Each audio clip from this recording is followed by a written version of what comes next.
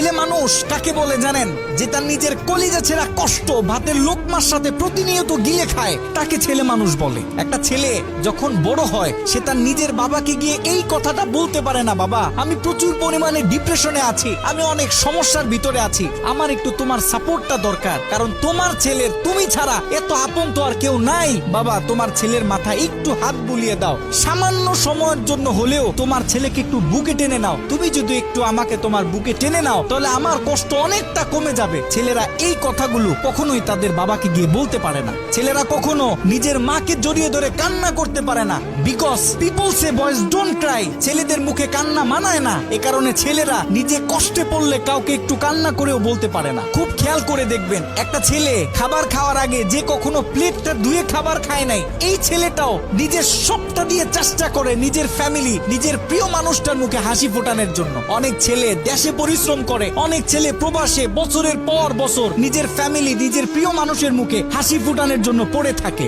দিন শেষে ছেলেদের মুখে হাসি ফোটানোর মতো কাউকে পাওয়া যায় না। আমি মনে করি boys are the best actor in the world. এই পৃথিবীতে ছেলেরা হচ্ছে সব থেকে বড় অভিনেতা, কারণ ছেলেরা নিজেদের বুকে হাজারো লক্ষ কষ্ট পুঁতে রেখেও মুখে হাসি নিয়ে চলে, কারণ সে জানে আজকে আমি যদি ভেঙে পড়ি তাহলে আমার পুরো ফ্যামিলিটা অস্তিত্বহীন হয়ে যাবে।